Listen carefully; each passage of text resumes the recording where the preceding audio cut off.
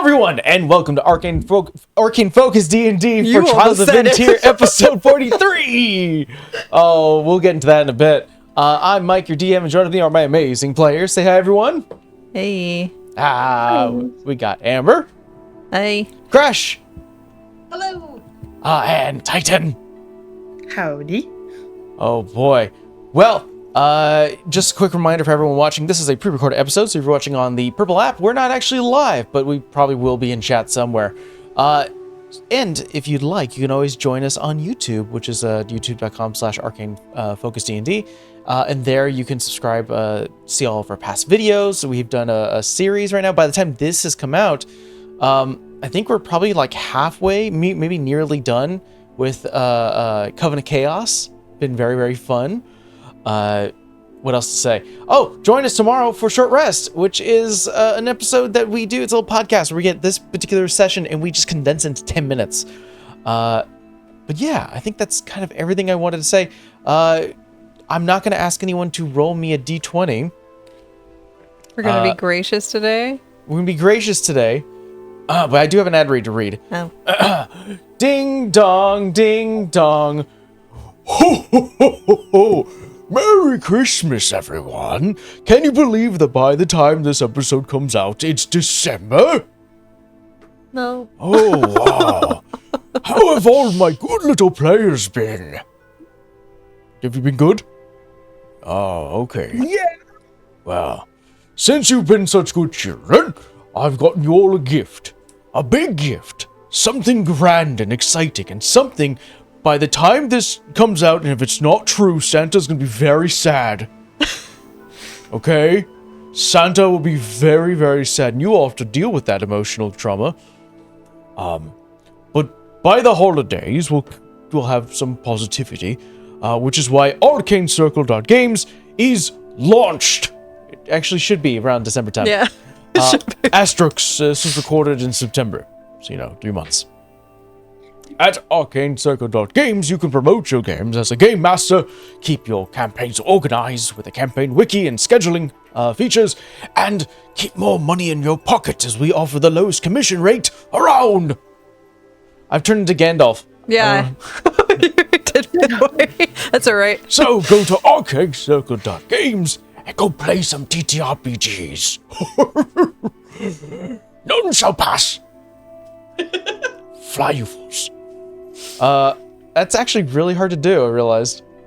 My throat. Mike, when I gave you like 2 hours to write, I didn't know what you were going to write. And once again, I am totally surprised. It's one of those moments where I sit down and look at the calendar and I go, oh, this is December. Good to know. With that all said and done, are you guys ready for a quick recap? Probably need it. Yeah, I asked how do I play Monk earlier, so that gives you an idea.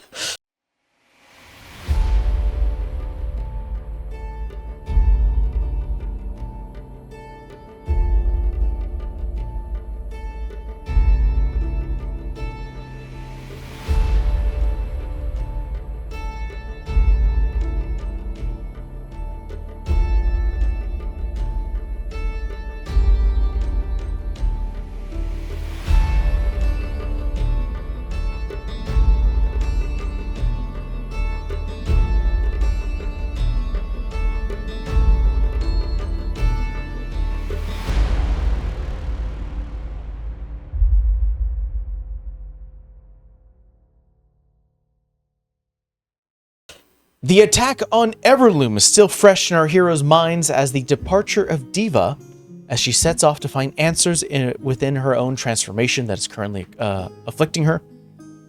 Our party relaxes, kinda, at the Bits and Bobs, a shop owned by one Corey Bigglebob, an associate of Legati.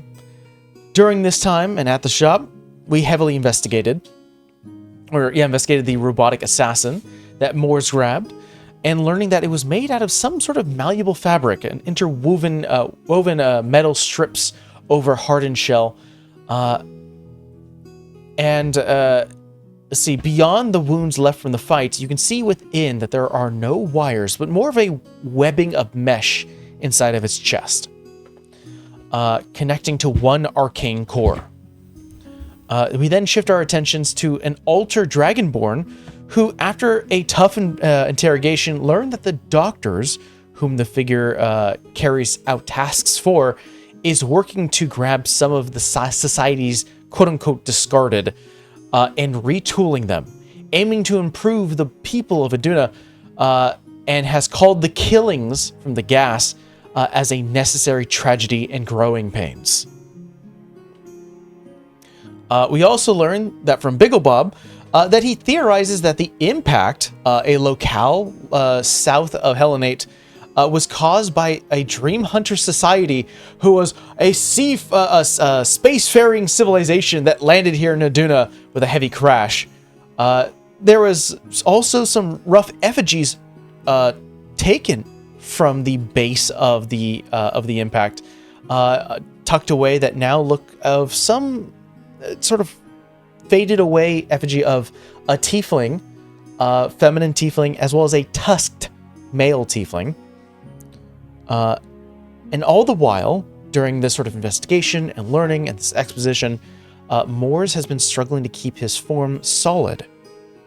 And lastly, for the ore that was grabbed from Soren's temple, Bigglewob was able to shift that into a tuning fork that Legati rang out, and it caused it to vibrate and not only basically it transformed his transmutation abilities and unlocked hidden potential.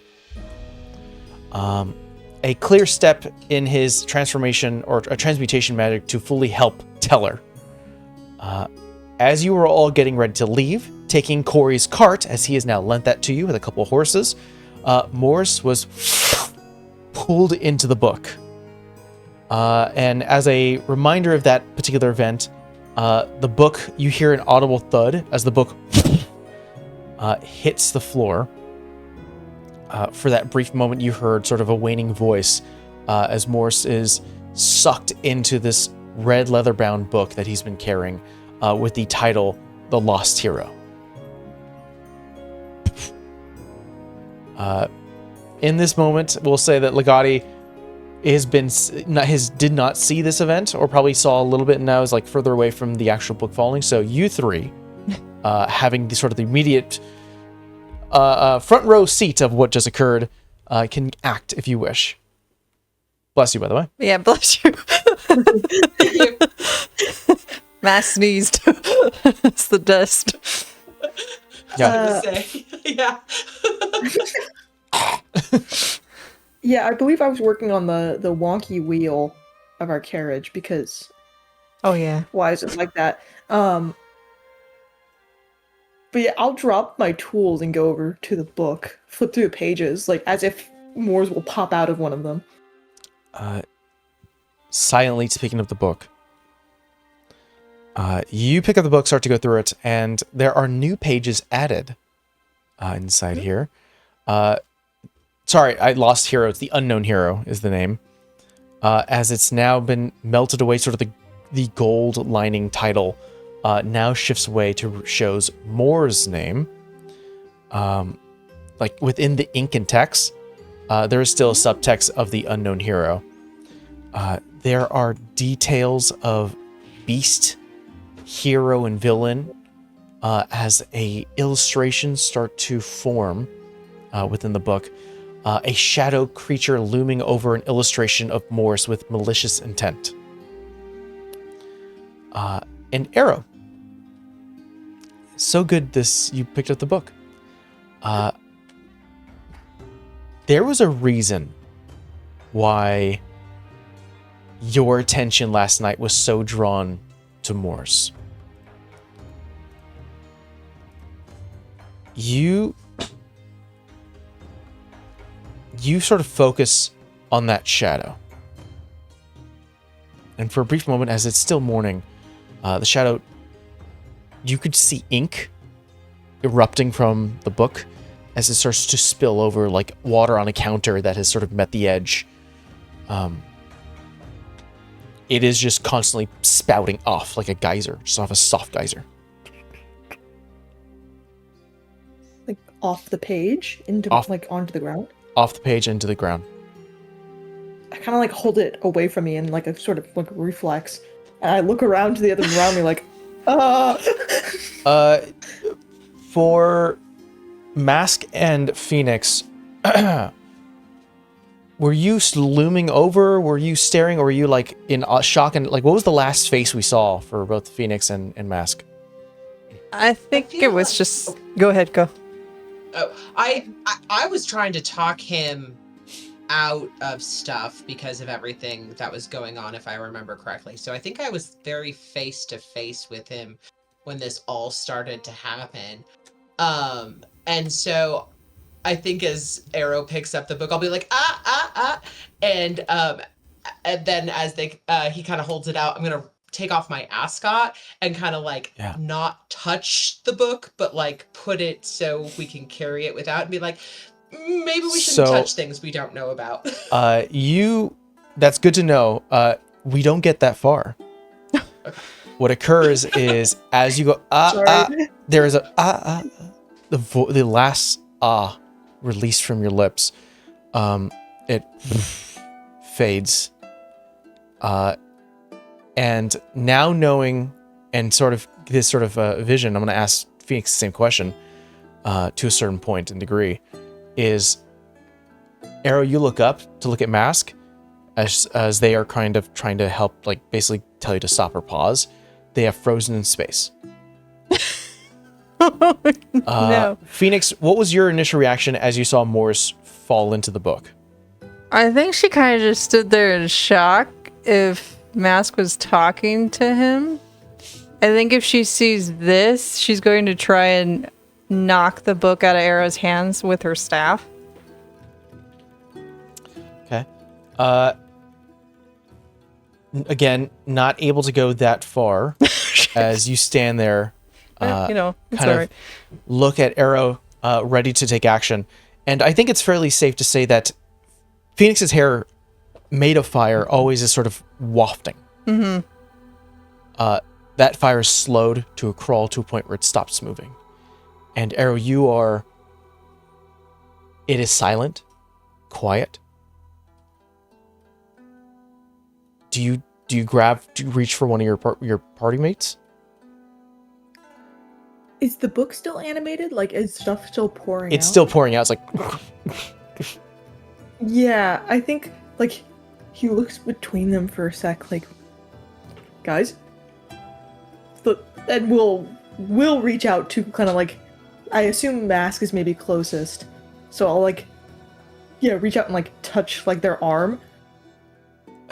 where you touch the arm, from that point on, turns to a black puddle, and like from the elbow up, it's still solid, and you're like, oh.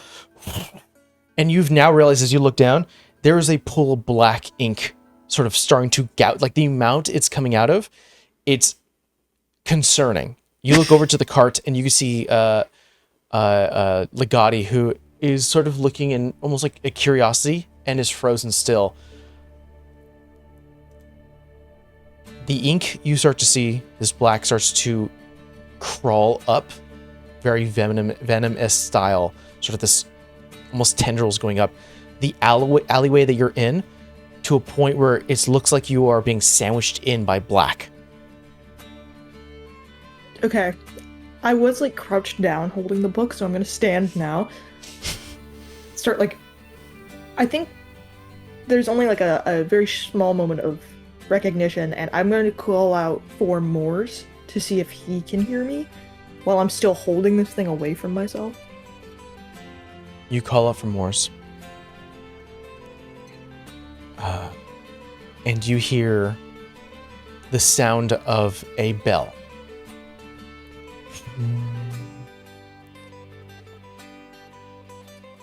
You don't see anything, but eventually the black ink starts to spread across the entire alleyway and up air until you are in a box of black. You hear, and within this sort of black wall in front of you, a light green, sort of fuzzy ship starts to come into view.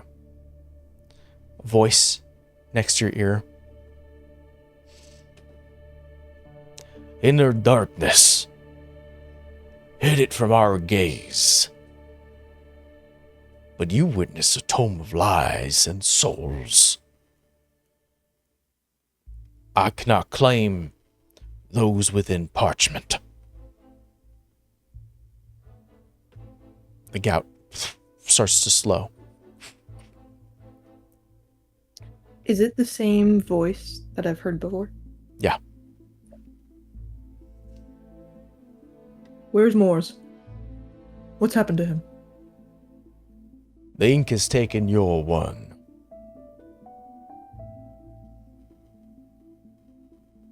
But you haven't. I cannot claim the souls inside of this parchment. They are not living nor dead, and I require dead for transfer. Then why are you here? Because I want to claim those, or at least set them free. They cannot be lingering in a balance under my watch. Then we're in agreement for once. I'd also like to set him free. Tell me how.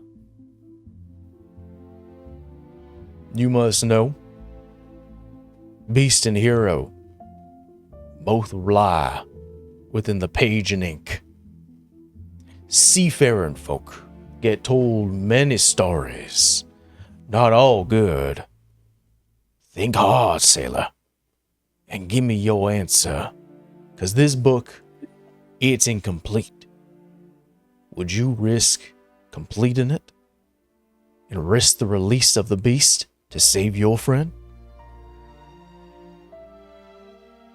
You're saying if I complete this book the way Moores was trying to, he'll be free, but so will this thing? This book is not selective. It is a finalized action. You complete it, it's all or nothing.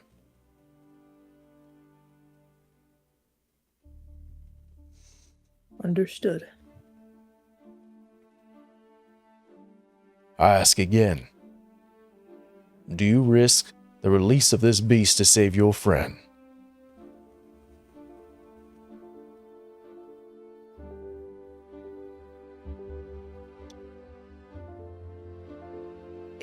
How close is the ship?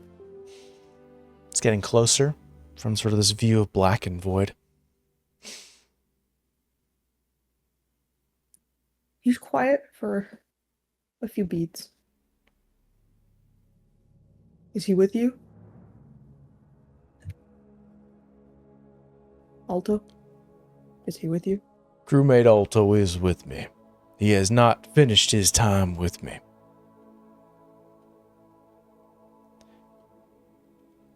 And I think you would understand that on the sea, bargaining chip is necessary.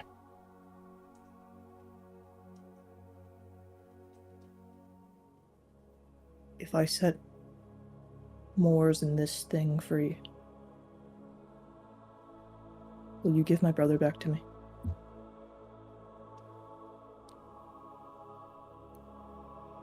We are getting close to a deal.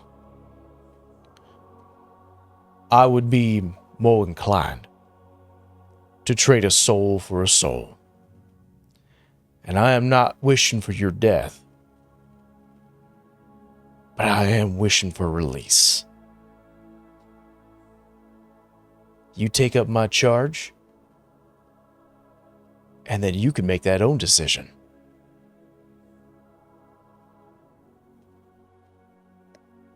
I take up your place. I release Moores. And you release my brother.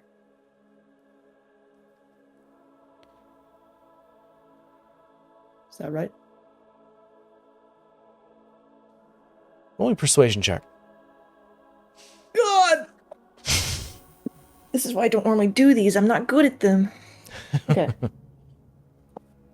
Don't fail me now. Oh, That could that's a have good face. significantly worse. Could have been worse. It's a +0, so it's still a 14 flat. Okay, okay. I think there's a pause. The ship gets into view.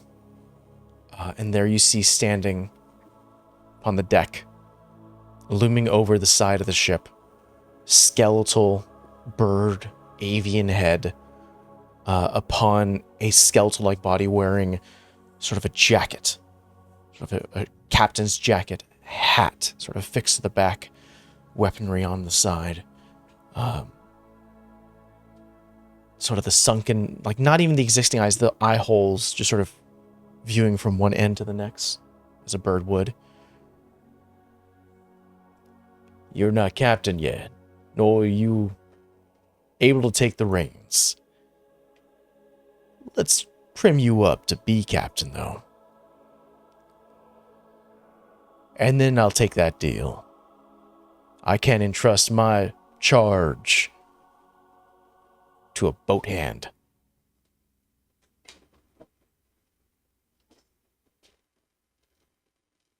Fine. Reaches out. You see the skeletal-like hand going for a handshake.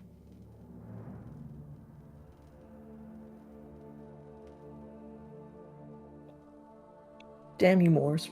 And I'll shake his hand. Which hand do you shake with? You're right. You're right? Okay. Hand releases. And the black ink starts to fade. As you can finally hear like sound returning. As then you hear, whoa, whoa, whoa, as Mask is like, oh, all right, why don't we just go ahead and pick that, and you look at the book and it's no longer gouting. The ink is gone. I'll snap the book closed. And just kind of stare at it for a minute. If Mask gets out their handkerchief, I will then hand it to them.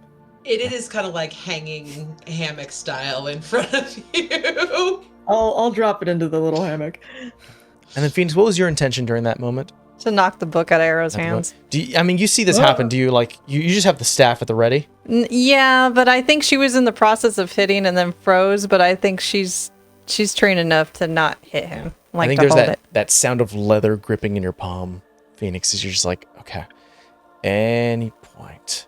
Give me an excuse. You hand the book over. Your glove your right hand, the glove that you wear, because I did look at your art, feels loose. I know it's tied to the wrist, but it's sort of loose. I'll pull it off. You pull a little bit here, and immediately you see translucent flesh. Oh. And the actual, like, you see your skeletal form underneath it. You can touch where your hand is, and you can still feel flesh, but it is translucent. I think I'll pull it up just enough to see some of that, and then pull it right back down. Mm-hmm. Later issue. How hidden are you doing that? I was like, inside trigger perception check. I will say, I mean, let's be very honest. Let's do above table talk here. Mask, you were given this book that seemed that absorbed Morse. Would your attention be on Arrow or the book?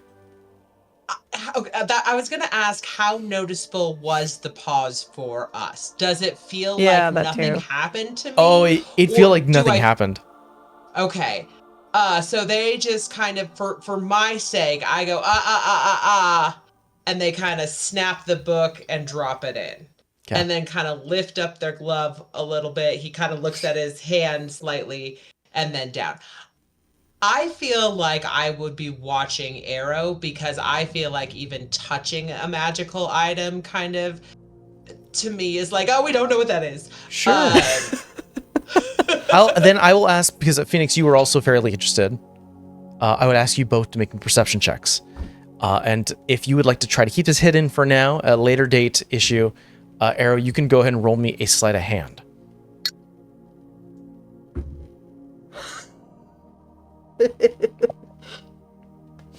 She's gonna be pissed. That's all I'm gonna say. Natural 20 on Vera's dice, not. For you said perception 23. 23. And what was your 24. mask? Rock. 12. 12. And then Arrow, what was your sleight of hand? 10. 10. I will say, because of the way you did it, the way you described it, is that you kind of like were peeling up. I will say that it would be unfair for me to say that everyone knew exactly to look at this back end of your hand. I think what you guys just sort of clock is Arrow drops the book. There is almost like a recognition. I think, Arrow, you're just like, that feels weird. And they just peek at their wrist. You don't see what it is. You just see that they peek at their wrist and they kind of go, and they put it back. I don't think Phoenix says anything. I think she walks off. I feel like Mask blows it off as well, but kind of makes a mental note and be like, oh, seems like you're all right. That's good. Maybe we should just, add some layers so nobody actually touches this and like... To the book, yeah, just added wrap.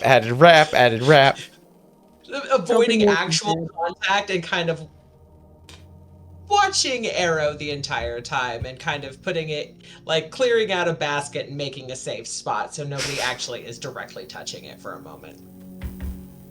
Yeah, after I put my glove down and like take another second of like processing, like kind of like clenching my hand a little bit, like, oh, okay. I have a skeletal hand under this glove, so I can never remove this glove. Understood. Then he will say out loud, Moors isn't dead. We can still get him out. That's a good thing. Do you know how to get him out? Just keep doing what he was doing. Finish the story. Now I'm new. What does that mean? He like looks around for someone else to explain it, but like I think Legati would be like, Moors was tied to this book, and it is missing pages, and he was collecting pages. I would assume if we were to collect all the pages, that would complete the story. And he was able to find these pages without too much issue? He looks to the rest of the party. He was like drawn to them, almost. Yeah. Something like that. I don't think any of us are drawn to pages, so this might be more difficult. Yeah, also true. Do you feel surprisingly literary at the moment? You don't like things about it? No.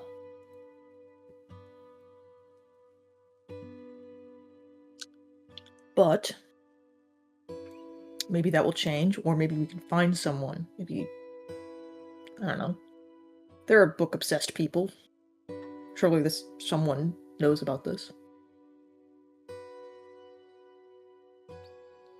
He kind of nods. I think the guy's like, yeah, there should be people who are interested in history, because we found this on Spooky Island. Right. I'm not gonna ask you to talk to Teller, but I do wonder what he knows. In any case, we'll keep an eye out. But, word of caution, I don't think we can open the gates just for Moors. There's a beast depicted on the page. If Moors comes out, so does the thing.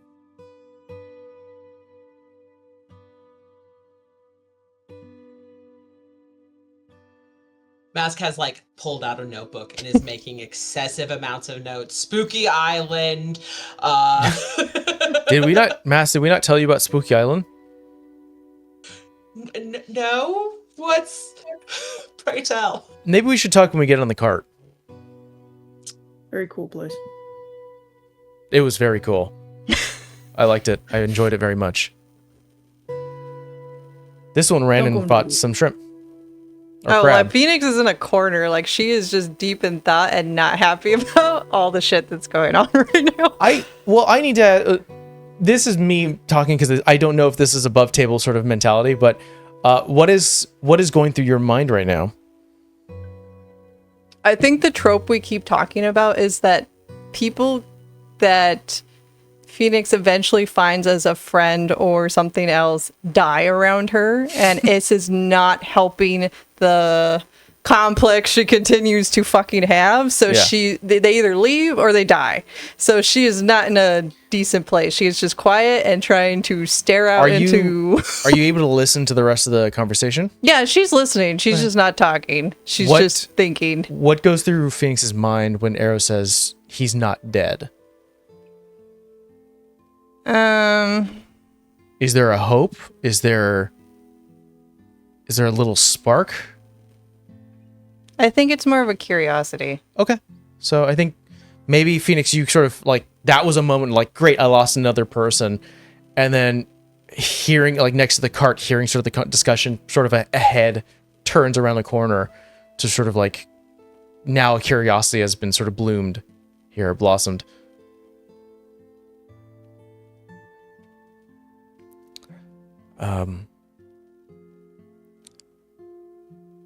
I think even the guy, because this was his town, I wrote down that this was a place he frequented. I think he kind of looks to you and goes, Corey's the only person who I know who is very interested in history, in Everloom. He's never talked about a book like this, so I don't know if he's the right person to talk to. He thinks civilizations fall from space. I don't particularly. He's very interesting. No offense. Not right, but interesting. Flat earthers always are. Mm-hmm. Arrow will nod, like, very true. All right. Well, we're not going to find any more pages here because Moores wasn't drawn to anything here. So if nothing else, we know we can keep moving. Okay. And if we're going to keep moving, we're going to do it with the right vehicle. I'm going to turn back to the cart. Yeah. Go back to that fucking wheel. It'll take you some time, but I think you can get it done. Question, everyone. Where is our destination from here? I think we have to go to Helenate to, undo my tether to a whatever the fuck she is. Demon, devil. Would like to get that removed. Okay. Amongst other things that are not great in that town. Yeah. I think maybe, like, because we also should go to the impact at some point. That feels important. But we're also then going into, like, toward the desert after that, right? Yeah. I think that was the idea. So we can do Helenate, then the impact, or impact. Imprint. The Yeah. imprint. So I think the way it's going to be, the way it sounds like to me is that we're going to Helenate. There's something that Phoenix needs to do. Yeah. You're going to go to the Two Iron Bar Heights, because that's also the demon thing. And then southwards afterwards to the imprint and then into the desert. Yes. I think if this is being discussed, now I'm curious for the new member of the party, Mask. I think this is really interesting because you've been traveling alone for so long, and now you found a crew here that is kind of almost like they are on purpose going different places. So it's like, oh, now I have an itinerary. This is great. I also feel like they have gotten more information in the last 36 hours than they have in like the entire time they have been over here. I feel like it's been a lot of like, oh, let me go check out this. Oh, let me check out that. But like, you have to integrate yourself, as where this is just like, and there are this mad scientist and they're doing this and now there's a book involved and it apparently needs pages found. And I mean, we also found out that we needed to head that way for other purposes as well. So Mask is just like kind of hoping nobody notices that they're not still supposed to be here necessarily. Yeah. Hey, if it helps, Arrow will not notice. Yeah. I mean, Legati vouched for Mask. Legati was like, as long as they're all right, I don't see why not. And Phoenix just went, okay, like I'm just gonna do whatever you say. I like it. You guys Arrow's get on. assumed we pick up people now. It Yeah. happens.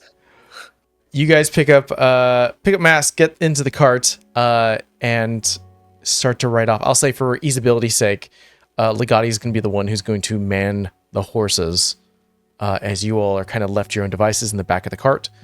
The cart starts to wane forward. It moves out of the alleyways. It takes a stark right.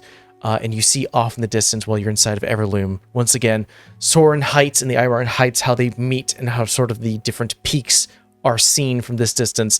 The shield to the north of Everloom, this sort of section or district of the city, heavily guarded, heavily... you see like this large sort of checkpoint area that is meant to keep people away from the land of beasts and voices. You are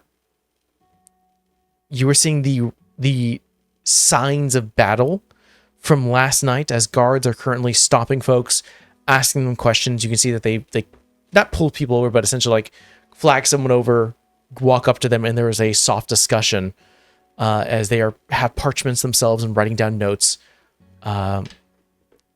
It seems that people are getting questioned.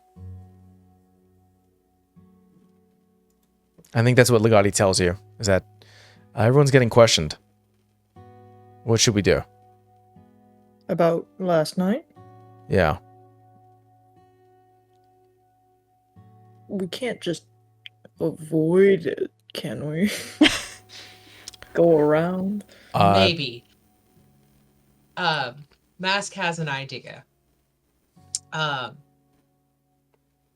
I would like to cast Major Illusion and make us look like one of the vendor folk. And make the cart look like we were peddling goods. Because I figured those people are probably moving slightly faster through, just being like, hey, we were vendors here. We didn't see anything when the hullabaloo started up. We just shut down our... It's bad, we gotta go. Okay. Who's going to sit up with Legati for this? Not me. I will. I'm on fire. Okay. You sit up in front, cast a spell. Seasoned energy. A little bit of a summer or spring, then emitting into this sort of illusion as everyone else... Like, you're sitting in a cart, sort of where it's like a wagon, and you were seeing an illusionary sort of wall in front of you that's shaped like a vendor's cart. Cabbages, or whatever we want to say it is. We'll make it up a Potter because I understand that really well. So there's a bunch of like crates with like hay in there, and then there's some like plates and dinner dishes and bowls, and Very it's kind of cool. stacked up around you guys, and like some shelves that they can pull out and easily assemble to make the cart into a thing, and you all, kind of all can fit in that kind of box behind it. Cart continues forward, and you are, I want to say, 100 feet away from the edge of the city.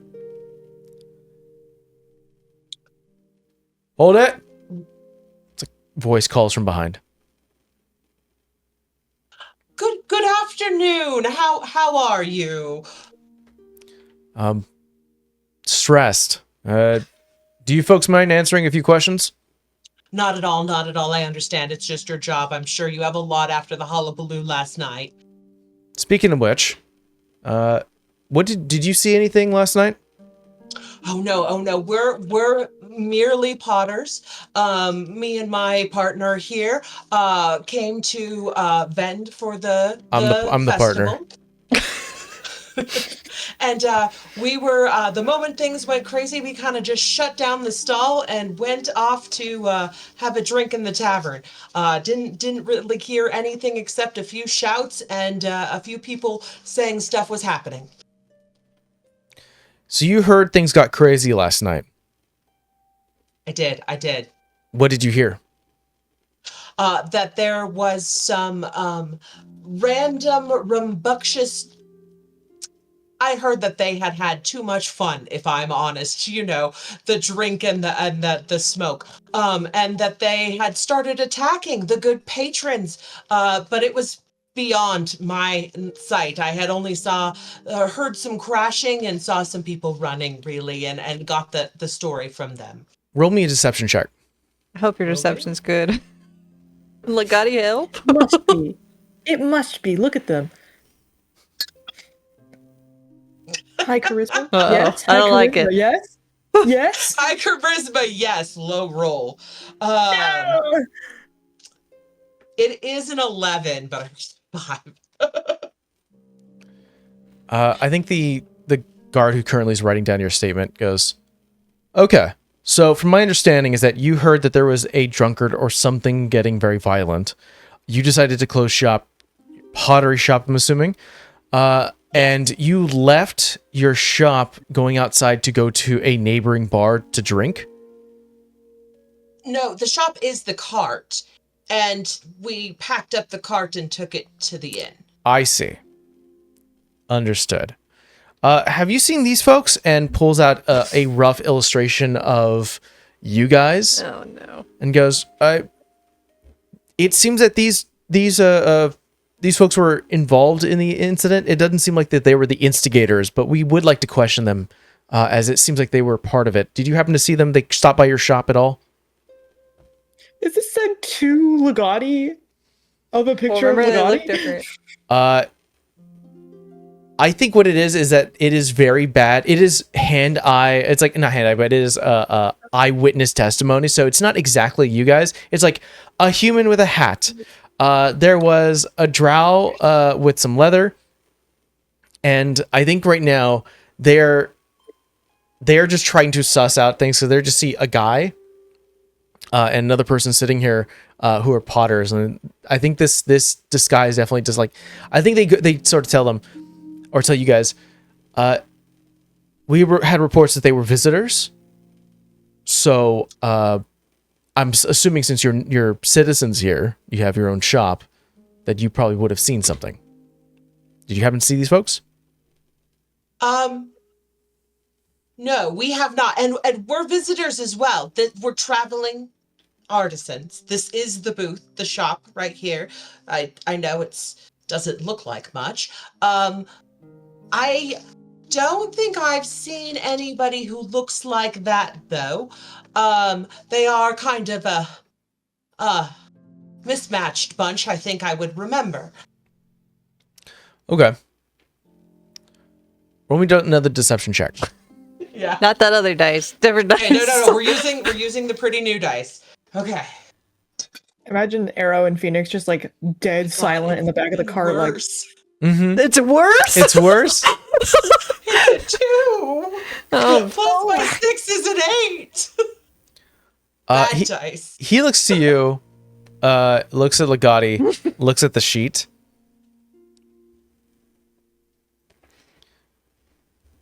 Can I get your names, please?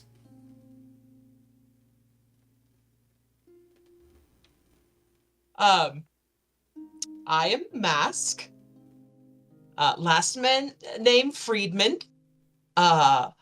Traveling potter and artisan. And I point to Legati and let him Legati gives know. whatever fake name he normally gives. Yeah. Insert fake name here. I am Tad Strange. Sorry.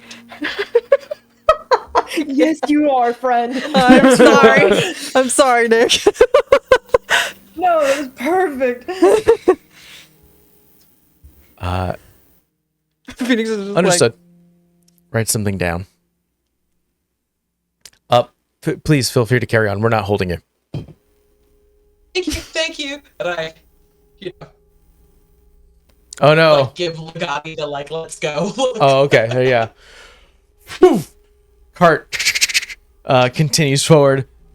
I think Legati just goes, I don't want to go into the law. We ran into the law one too many times.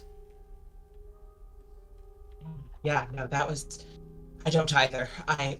No, that was too close for comfort. And we're back. You guys have now left Everloom and are now making your way into sort of the dry plains that separate Everloom and Hellenate. The last thing that occurred right now is that the guard has sort of written something out and has allowed you guys to continue forward.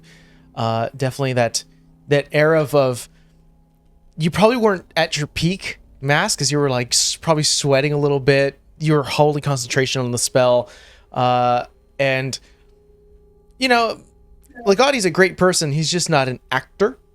So it was like playing with a stage partner who wasn't assisting you.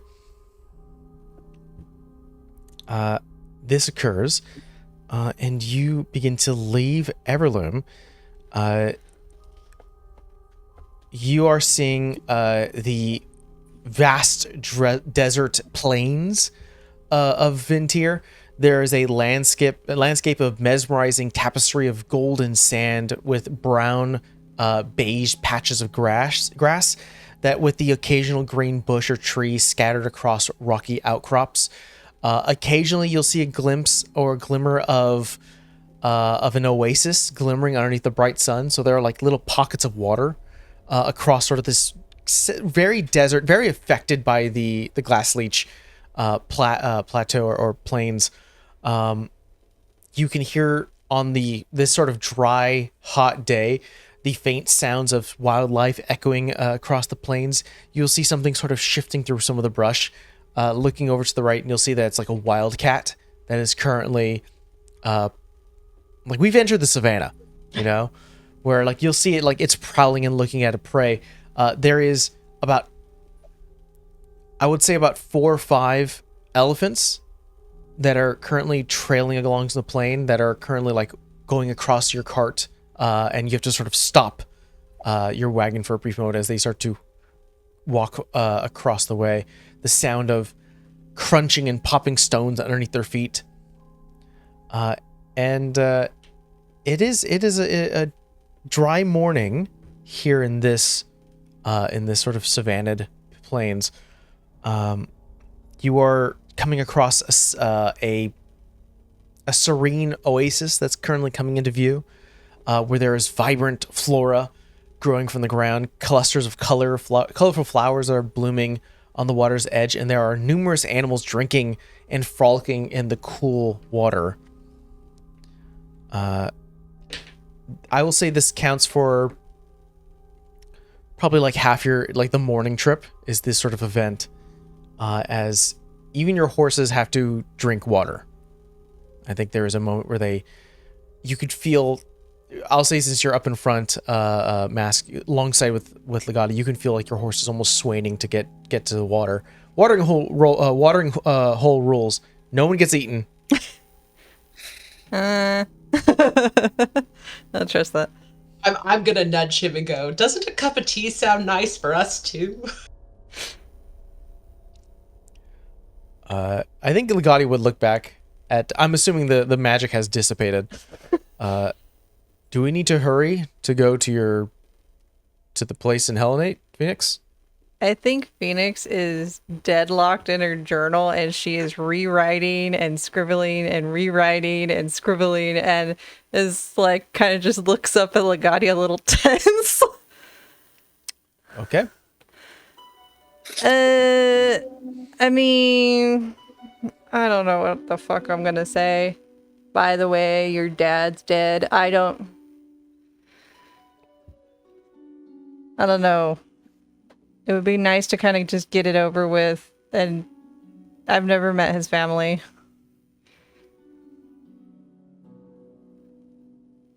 But if you want to explore, it's fine. I'll just sit here and write whatever I'm going to write. Do you want a cup of tea? Sure. I feel like that's going to make it worse if it's caffeinated. Herbal only, darling. Sure. I have an above table question. Yeah. We also still have that deal that Phoenix made, ? To get the Ice Devil's Heart thing, right? Yes. Yeah. That is And in that the is Iron Bar included Heights. in Hellenate? Yeah. Oh, okay, Iron Bar Heights. Heard. Okay, thank you. Yeah, they're you've right been, next to each other. You've been informed by the foreman of the. Let's see here. You were informed by the foreman that lives in the Iron Bar Heights. He was the foreman of the SETI mines, which is located in the Iron Bar Heights. A Keth Tor Alasset. He was the businessman that owns that locale. This sort of dwarven man. You met him when you were talking to, I forgot her name, but the Blue Dragons homestead. Yeah. Okay. I think Errol will speak up. Let's get to Helenite. Point to Phoenix. Do what you gotta do. Restock, reload, regroup. And then get this deal over with. He says that while gesturing with his right hand, and then he glances down at his own hand and puts it down. Yeah. The deal's the deal. It's not like it's going anywhere. Although I would like to, not have a leash from Tavint. Let's tie as many loose ends as we can. But tea first. Yeah, sorry, Mask. Long story short, I didn't want him to sell his soul, so I kind of sold mine so he has cool said weapon. So we have to bring back something back to the lady I sold my soul to. And then, snip, snip, I'm free. Hopefully. What are we bringing to the lady you sold your soul to? An A ice heart. devil, but it's kind of complicated. We can't talk about where we're getting it and how we're getting it, because she's nice, but not that nice. They nod. And you see in their book pictures of elephants and oases, but also notes like your dad's dead, ice demon heart. I hope he's not dead. No, it's my trainer. He passed away, in game. How long has it been, Mike? Since we've been traveling together? Because I know when he died, but I don't know what to tack onto that time-wise. Sorry. That's a rough one. We've been doing this for a hot minute. Couple months? Couple months. Okay. I want to say 6 months now. We've been traveling 6 to 7? No, not since he died. You Oh, took a few months to actually that's travel what I was out. thinking. Yeah. I was thinking. Because I think when she started out, it was he had just died. He didn't die, and you went one ship, please. What? No, I'll it take a took her a charter. while. No, it took you a while to get out, and then now you're on this sort of adventure. Okay. Yeah. I forgot if we told Mask about the Potter's Guild. I think we did, Yeah, you did. right? Yeah. That's Okay. yeah. So my trainer was part of the Forward Guard. Didn't know that. Didn't know that for 15 plus years until recent events. He passed away. And I made a promise that I would go tell his family in the event that anything ever happened to him where he was, because it's been made apparent that the Forward Guard didn't even know where he was. So I'm not really ready to tell them about that. This definitely feels like a tea first situation. You sound great. I'll take one. If Legati has it pulled over, Mask will take the reins and steer it. Oh yeah, he would have pulled over. He's just staring and looking. I think he just looks back and goes, "I guess we're stopping." Am I playing your character right, Nick? I don't know if I am. Yes. He's probably talking to the head in his bag. Anyway. Only if he wakes up as a surprise. Yeah, Teller's been very quiet. Yeah. Foreboding. Do I know about a bag head situation? Oh, would you like to see? Yes. Sure. He doesn't always talk. Sometimes he talks and sometimes he doesn't talk. I don't know if he has talked to anyone else but me. Has anyone else heard Teller We heard him when we were at his house, but ever since we took the head, he's only talked to you, I think. Okay. He pulls out a skull that is just like, there is no bottom jaw. It is just the upper teeth up. It does have like wear and tear. There's a bit of cracks. And is just a plain skull, but he holds it up and he goes, I talk to this from time to time. We kind of owe him a favor. Yeah. You owe a skull a favor? Yes, more or less. Yeah. Mask just looks into the notebook and starts Do you writing. remember how we mentioned Spooky Island? He points to the skull. Spooky Island. That makes sense. He was a ghost, and now he is a skull that I talked to. Well, we couldn't take his whole body, so we took his head, and that seemed to suffice. He wanted to leave. We're not crazy. Yeah, he did I talk at some didn't point in time. You don't have to lie to Mask. I think they know by now. It's a lot. It's a lot. I'm playing a There's game a right now whole- of how much I can, what little information can I give that makes it sound crazy. If you were talking to someone at a party and they were like, you want to see the skull that I talked to? You'd be like, no. Mask likes information, though, so I think they're just going along for the ride on the crazy train. You know, Arrow I'm- implicitly trusts this one. we're trying to figure out what's real and what's not, and it's interesting enough that like now if you look in the notebook, there's like an island, there's like a little skull that's drawn next to it. It says Spooky Island, teller's home, wanted to leave, was ghost. There's a little ghost drawing there. Don't forget the mutated lobsters. Yeah. Oh, those Mutated I drew. lobster. I give Mask my journal. The horrible things that are in there are things from my island. You're welcome to draw those. Teller is a ghost who is locked on spatially on this mortal plane, though he can explore other planes of existence if need be, but he will be stuck on that spatial plane. He can? He has seen many things. He has told me so. I wish I could talk to him. How often do you just tell her talk to you? Pretty often, I feel like, because I get told, Phoenix, we need to go find a thing because the dead guy told him. It's been more frequent as of late, but it's not a common thing.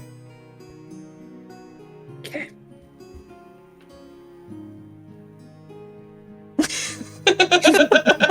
Oh, look, lions. And just a pack of lions just sort of go to the watering hole and they drink a little Do bit. you make tea that makes people speak better? Because I don't do well at this whole. I don't do well. Not necessarily. I have a nice calming herbal tea, which is what I recommend for this moment. I can see the stress the situation is causing you. It's delicious. It's delicious. And they'll pull out a good bag of tea that I think it was Lagai's friend Corey that gave to them. Oh yeah, I do have it down that we got a nice bag of coffee and tea. Yeah. And, just to make campfire, little camp tea set, seeping, and just makes like a nice tea, whips out some sandwich rations, lunch.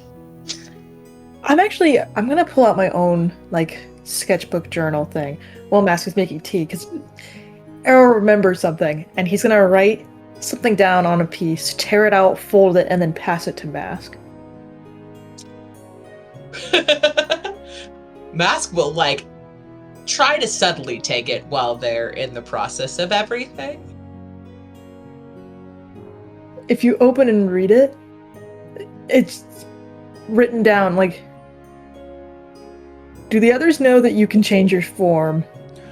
Do you want them to? Oh, and they will.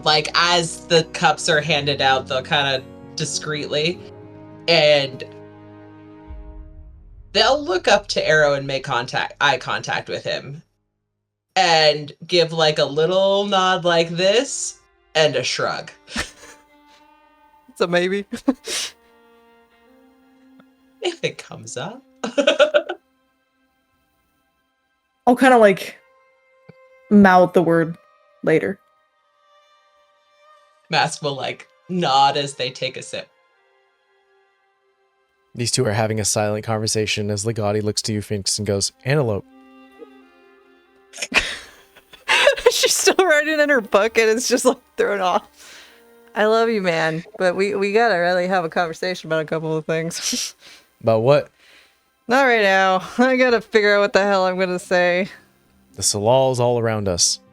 I don't want you to give the speech, no offense. I I love don't you, mind. and I'm sure you do great at it, but I feel like you might mix that in there, and then these people are gonna be horribly confused as to why that is in this conversation. Death is great. It is a change of state between life and not life. Nope. It is, and then afterwards, your body then decays, and it changes from something fresh to something more rotten, and then it becomes dirt, and then it changes again. It's all around us. Yes. Death is an illusion. We understand. We've We're always- had this discussion before. That's right, we have. Listen, out of the four of us, two of us that I know of, it looks at Mask, haven't died yet, so let's keep it that way, and I don't want to add anything else to it. I've been meaning to poke your brain, Arrow, though. I want to know how it felt when you died and like what was the feeling. But maybe later when we're not stressed. Maybe when I'm not in the room, which Huh? should be relatively soon, if we get there quick. Well, I would have the conversation if you're having a conversation. No, I mean, you guys can have a side you don't need to go with me if you don't want to go. You don't know them, I don't know them either. That's Do you fine. not want help?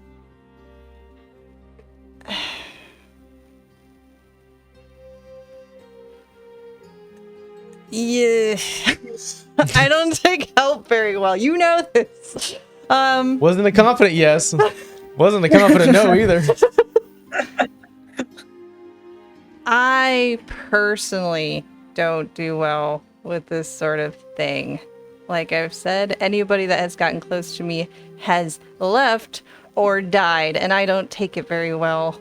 So I don't know how they're going to take it. They also knew their dad was really old, so I don't know if he just left. All I know is he got a divorce from his wife, wouldn't tell me why, that he already had grandkids at that point. His kids were already older, and that's kind of it. That's all I know.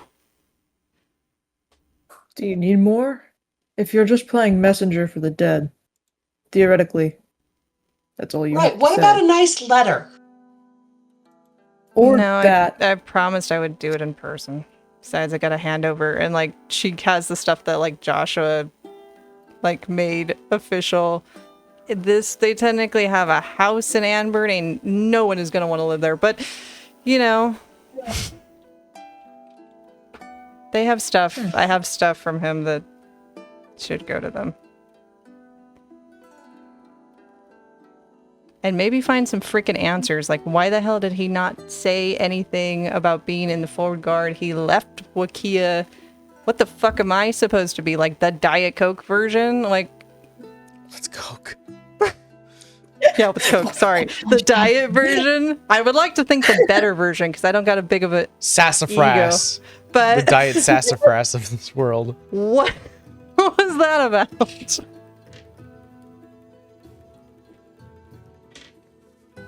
It sounds like, just from what you're saying, that the most important thing is the questions you have about somebody you obviously had a close relationships to. And if that's the priority, I understand.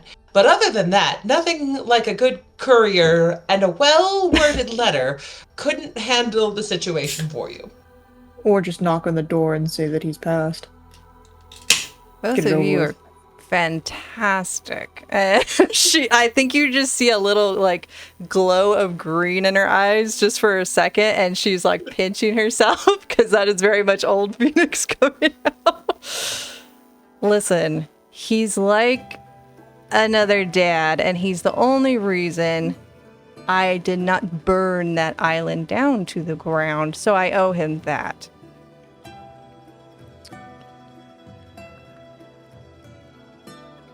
Mask, you seem decent with people. Maybe you can help Phoenix script something? That way, instead of a letter, she'll have something to read. We could definitely do that. I think, if we view this as a chance for an obituary to really frame the man well, it will ease the pressure of the family she's currently feeling, of their reaction, and possibly with the right touches, we could get some answers for her. So I think that having a script is an excellent idea, especially because she seems to want help and not want help at the same time. That is a way for us to support without necessarily being present. And I'll start scratching out, dearly beloved, we have gathered here today to commemorate. We'll figure out his name later. Parentheses. I don't know the ex-wife's name, right? He left that out. What was the question? I don't know the ex-wife's name, right? I think you talked to somebody and there was a name that slipped out, I believe. You would know that her name is, let's see here, Aisha. I'm just gonna phonetically spell that, cause... Okay.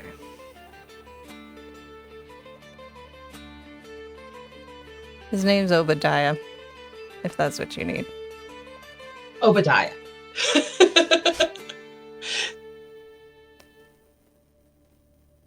And Mask will work on kind of a general obituary for what they've gathered from what Phoenix has said. Just a general they were very close and she wanted to deliver this message, and that he was a very supportive figure in her life. And I'm generalizing, but I'm definitely will rip out good 2 or 3 paragraphs of pleasantries. Very cool. Thank you. Tea is had. Obituary is scripted, is drafted. It was script. Eventually the horses get their fill and feel a little better for the rest of the other half of the day's trip. Who is manning who's controlling the horses? I can attempt, but I'm a sailor. I so can, I need I think. someone to help. What check do you need? Animal handling check, if you don't mind. I'm okay-ish. It's a +3. Yeah, Phoenix, he would be more so there next to Phoenix. So Phoenix take it, because he doesn't... Oh, I got technically +4, because I'm a rock. He doesn't understand how horses work. He thinks they look weird. The wind is all you need. I'm faster than the horse. 16. She kind of understands. All right, so Phoenix and Arrow are sitting up in front with Legati and Mask in the back. And as you continue forward, there is a moment where you hear something like air escaping quickly. There's a trickle of water that hits you, Arrow, and it kind of burns for a bit. You're like, ow! Like hot water. For you, Phoenix, it hits you, and you're just like, I felt that. That was warm. Hey, that was wet. You look around to see where it was, and you just see a mist. The air carried water from somewhere. You then see in front of you 2 hot geysers spew out, and with a 16 on the horses for the animal handling, you're able to rein them in, sort of careen them a little bit to the left and right. You look off in the distance as walking away from the watering hole, what looks to be I want to say about 3 dozen. They look like sand deer. go ahead and roll me a nature check. I'll ask Arrow and Phoenix. Nature's not as good. We're gonna switch out dice. Natural 20. Nature, yeah. 22. Dirty 20. The hell, the sand deer. 22 and dirty 20. Nope, that's... Yeah, let's just do this.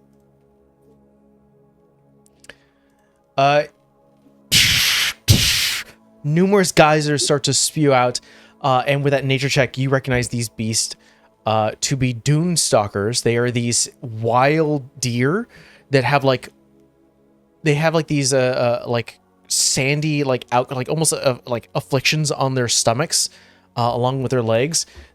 One of them gets hit, their back end goes flying. The entire herd starts to go into a wild panic. You can hear like the sort of the numerous animalistic sounds as you can see them starting to head in your direction. As Phoenix, you're like, if you don't hurry, you're gonna get swept up. I think she just like whips the horse or whatever. Like, let's go. We're gonna go. Everybody, hang on for a second. Mask, you are like, what's going? Oh, sort of like you feel immediately the pull. You look behind you, Mask, and through sort of the canopy of the sort of arched and covered wagon, you could see that there is about a dozen of these deer-like creatures that are just walking with you guys. You are now surrounded by this group that, as they turn right to avoid the geysers that are spewing out, Phoenix, you are forced to turn with them lest you hit some of these deer and hit the geyser. So I'm going to ask you to make me another animal handling check, while everyone else inside the cart is going to make me a deck save. Okay.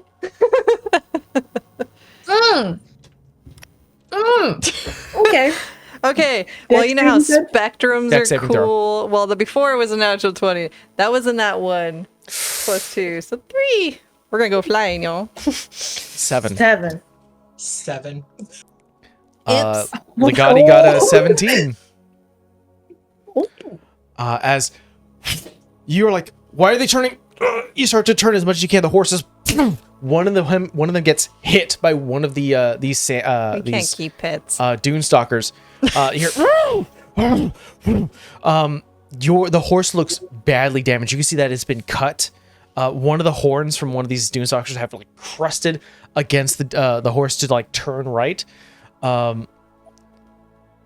Everyone here takes 6 points of bludgeoning damage from the impact. It's one of the things where you get hit to the opposite side. Arrow, you get jostled to the right, and you actually scrape your arm against one of the horned dune stalkers. You're like, ah! You grab tightly as you see in front of you now that as you are forced to turn, your horses now look badly damaged, badly hurt. More geysers start to spew out. Make me another animal handling check. Well, not that dice. This tail. It did really well or really poorly all in the same go. Okay, no joke. That one was Vera's. I love her. I miss her so much. Nat 20. 22. Nat 20. I will say this gives everyone else the ability. You are not having a rocky ride. It is very tense, though, as you can... all these like different creatures around you. Phoenix is able to reel in the horses and really kind of get them in check. I think she's like wrapping them around her arms to get like the strength of it to like try and pull.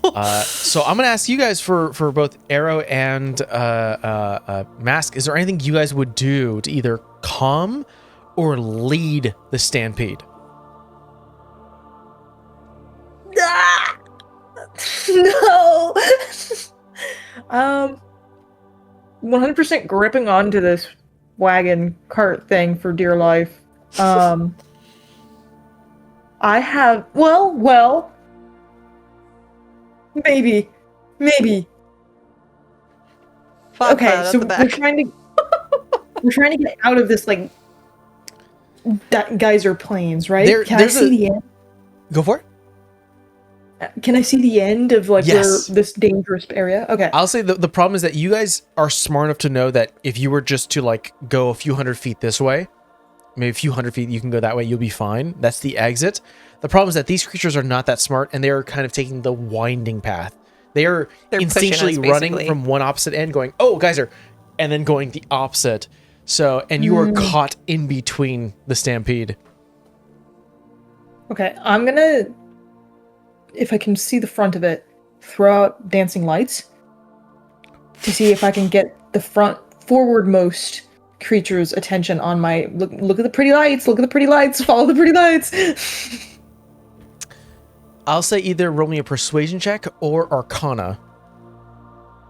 I We'll would go with like to Arcana. take the help action by casting Druidcraft and like making a wall of like falling leaves in the direction we're trying to avoid. Okay. I will then give you advantage, Arrow, on whatever roll you decide. Okay, I will do Arcana. Oh. Ooh, okay. Another dirty 20. I rolled a 16 and an 18. Very much like a sheepdog, like reeling in the crowd. Mask, you let loose Druidcraft, a falling of leaves, sort of red and yellow, sort of this autumn leaves start to fall, and definitely kind of catch the attention of these things as they are running, as they don't want to collide with this new sense of color and new object. At the same time, orbs of light, as you're able to control those, the light shifts forward, and the leading of the pack goes forward. Last roll for this one. So because of the nat 20, or at least the success on that, you are going to have advantage on this animal handling check, Phoenix, for this last roll. Okay. What dice do we feel like it's going to be? Well, at least it's advantage. Damn. Okay. They're just flying. 21. 21. 19 plus 2. It is now, you are just in the midst of this stampede. I think as the horses. she's just trying to do like a calming whistle because she's done a couple of these things with her dad, so she's just like trying to make a sound beat so they'll calm a little bit underneath their breath. Yeah. So really trying to calm them down. There comes to a point, and I think Arrow and Mass, you see this and you go, okay, the only problem now that presents us is, do we just ride this stampede forever? Because we're kind of chuck in the middle. How do we now disperse them, or how do we lead them away from us? I'm gonna try to split the dancing lights so that they go off in like two separate directions away from us. Okay. We'll make an associated roll with that in a second. Mask, is there anything you're doing?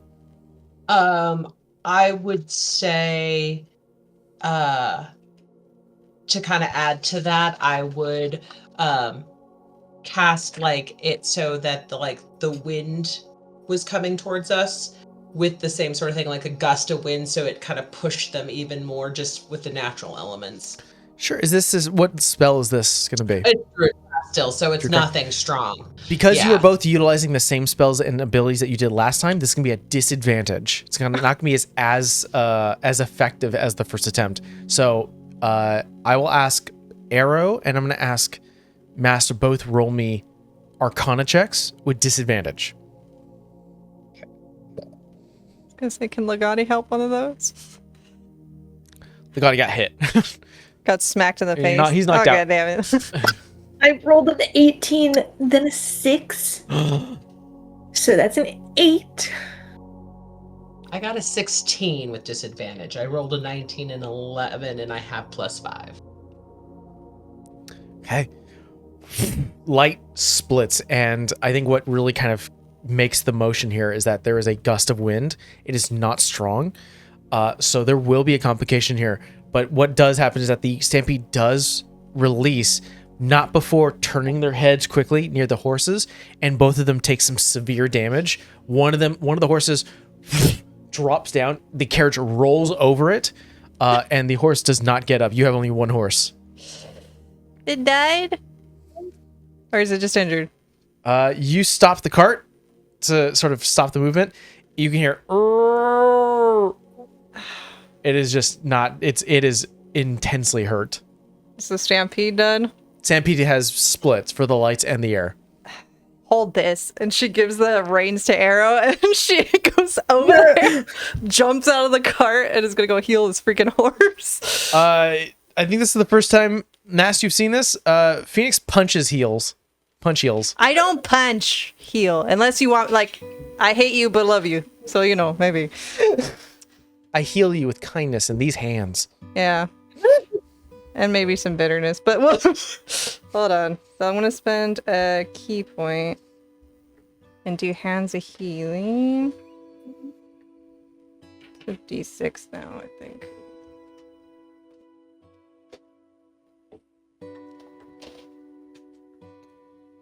Hair goes blue, veins go blue, eyes go blue. Hold on. I think plus 3. 8 points? 8 points. You hear a sickening pop in one of their joints as some of the flesh is now kind of sealing a little bit and it's less bleeding. Enough to get up or no? You get a sense that the horse can get up. It's just going to walk now. I think she like helps get it up and then just like slowly walks it back to the group.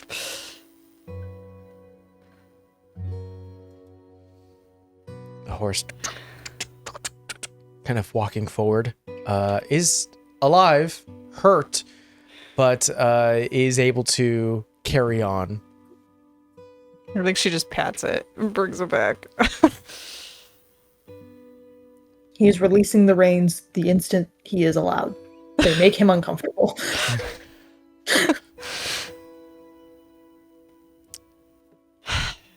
Listen, the last horses had speed holes. I really don't want to do that with this bunch. And she's covering the horse's ears as she says speed holes. This is a long story. We don't do good with pets. This is why land vehicles are just exceptionally poorly made. What do you mean it can die? We got on that guy's boat, and I swear to God, Arrow, I think if we sneezed, we were gonna drown. So don't tell me. Because the person who made it was garbage. That has nothing to do with a living creature that can be killed. Good craftsmanship should take you the full way. I shouldn't have to rely on feeding the thing that's taking me somewhere. Noted. We don't like animals. And she continues to pet the horse. I don't like animals, but I don't like relying on another living thing to get somewhere. I mean, we're all relying on each other right now, and we're all living things, so there's that. Yeah, but I can talk to you. I can't talk to the horse. I can tell you where to go. I can't tell the horse where to go. I have to yank them so that they go a direction. You can tell it where to go. I mean, there's magic for that, but I mean, if you train them, you can tell them where to go. Yeah. Go to Helenate. I think you see out of the cart, Legati sits up. What did I miss? I got hit in the head. Oh, you good? Sorry. The horse flipped. It's okay. Okay. Arrow hates pets. Are you all right, Legati? Do you... I mean, Phoenix just ran over and helped the horse. Do you need help? I think this is the first time a rock has hit you instead of you giving somebody a concussion with a rock. This was a nice change. Yeah. A pace. Definitely a change. Okay. I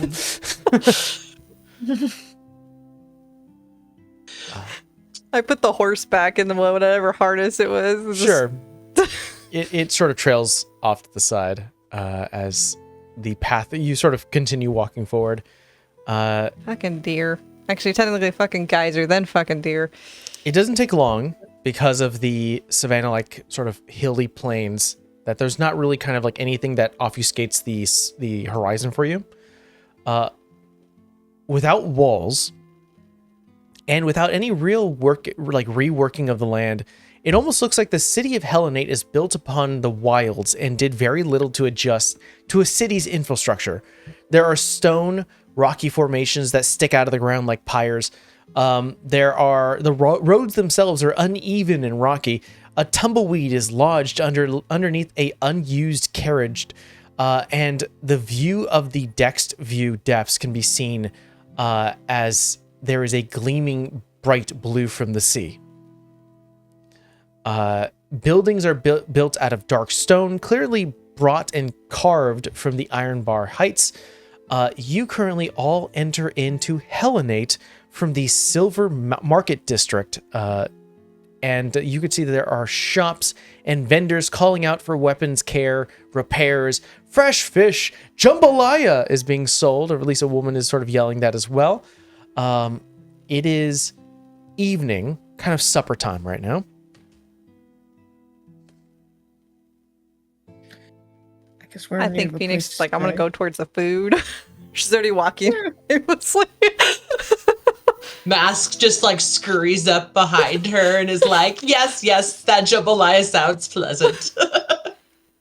Arrow will kind of break off and start looking for like any inns or anywhere that like we can stay the night. Yeah, I'll say in the Silver Market where you're currently at, there are two prominent buildings that sort of catch your eye, Arrow. One is a bed and breakfast called the Bedrock Bed and Breakfast.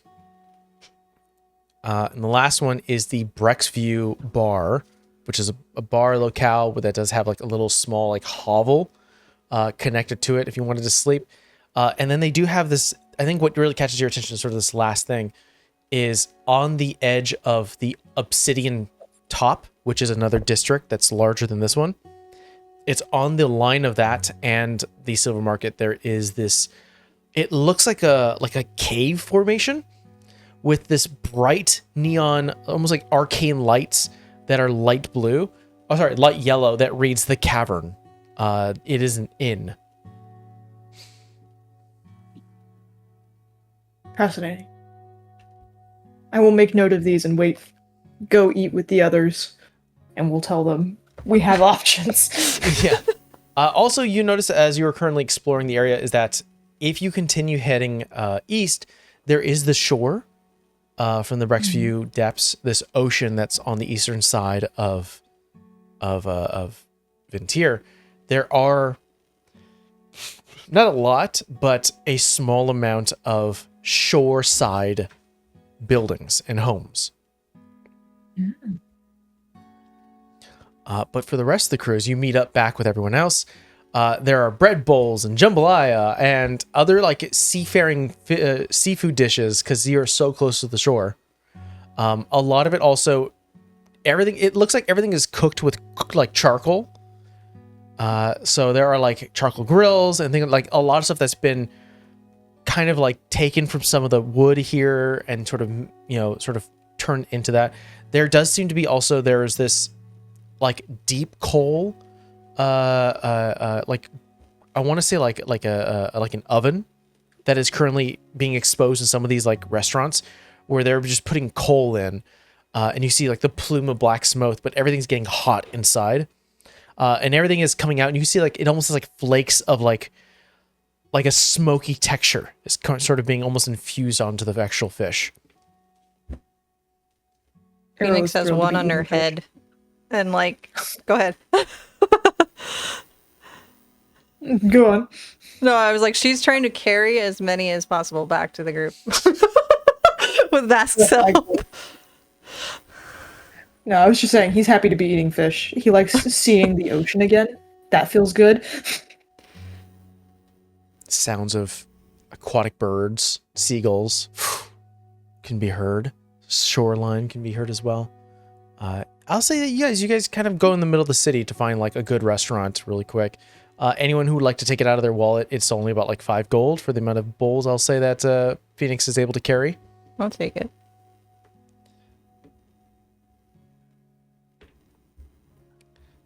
Okay.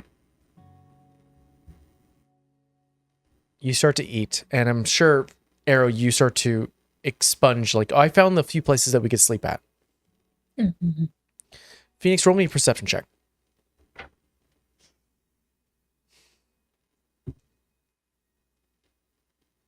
Seventeen. Oh, wait. 18. Can't math. Brock. Someone walks past you guys with 2 things that they're carrying. You see slung along the shoulder, there's a masculine face, a bag slung across their shoulder that is poking out of the actual open bag. There are vegetables and sort of paper wrapped fish and just groceries of all types around one shoulder. And on the other shoulder, you see that there is a young boy, I want to say about the age of 4, that is currently clung to this masculine form that is like, they're not necessarily carrying them. It's more like the child is climbing on them. Yeah. And been there, done that. The person is just doing their best to make sure they don't fall. As you see that there is, let me see if I can pull it up. There it looks to be a elven traits with almost like Triton, kind of like coloration of skin, like blue coloration of skin. There's a little bit of like peeling of a gills for this young boy. The person carrying them and the groceries, full Triton, or at least their Triton features are just out in display. Sort of the fins, the sort of the coloration, the scaling that sort of turns into more of a flesh from the cheeks.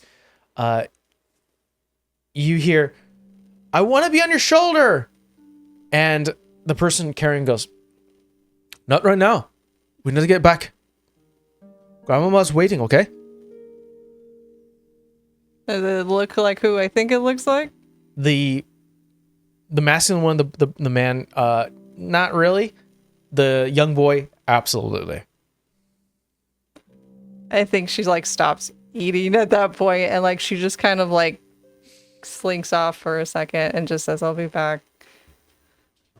And just kind of watches where they're going. Like, I don't think she wants to follow them because it's going to creep out. Like, she'll follow for a little while, but then like just let go.